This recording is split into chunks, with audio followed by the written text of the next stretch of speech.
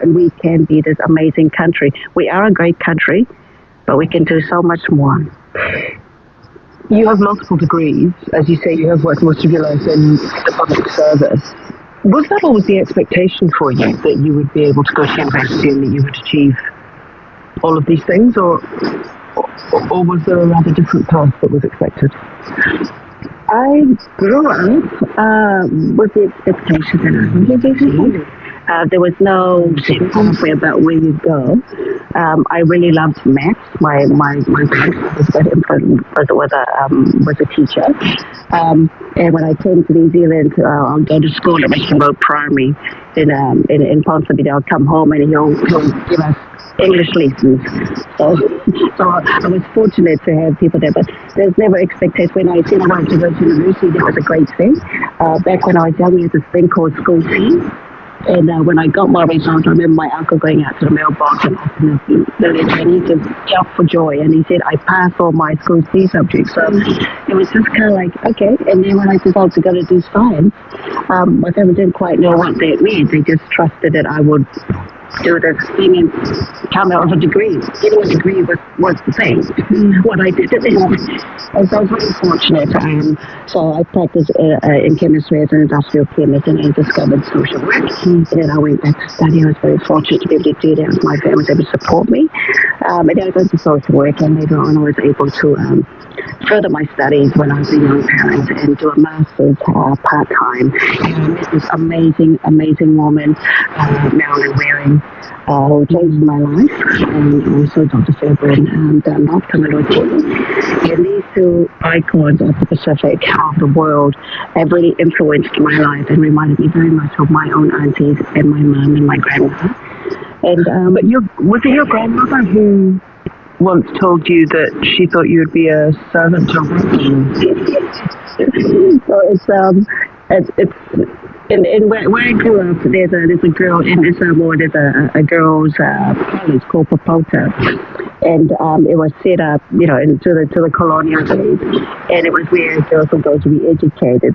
And then I later learned that they went there to get educated so they can be really good servants to the white people in Samoa. And so my grandmother had this idea that was my pathway. That was my pathway to success, was to be a servant to a Palangi person.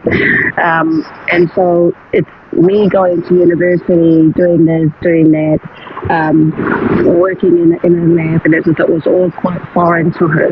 And I think she was quietly proud of me, but she wondered if I was going in the right direction. Such as life, and that's why they brought me to New Zealand, so I can have different opportunities. So I hope that they are looking down on me and think that I've been useful to our community, to our people, and that I haven't wasted the education that they supported me through. Absolutely. Some of the incoming commissioners, as you say, you've been there for about 6 years now. There has been quite a lot of controversy about the next appointments to the Human Rights Commission, not least that of Stephen Rainbow. I'm sure you've seen the reporting this week, particularly Madeleine Chapman in the spin-off, saying essentially, how was it that a man applied for a job, didn't get shortlisted by the independent assessment panel, but then did get added to the shortlist by a government minister, was interviewed, then wasn't recommended by the panel, seemed to think he hadn't got the job, and then somehow 3 months later in the role. What is your take on this situation? Is it a fair appointment system? Well, the Human Rights Commission is supposed to be independent from government. We are not involved at all in the recruitment process.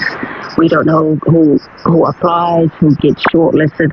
Now and then I'll get an update, we're going to the interview stage or something like that, but we're not involved at all. So those decisions are completely up, basically, to the independent panel, and then, of course, ultimately the Minister Goldsmith.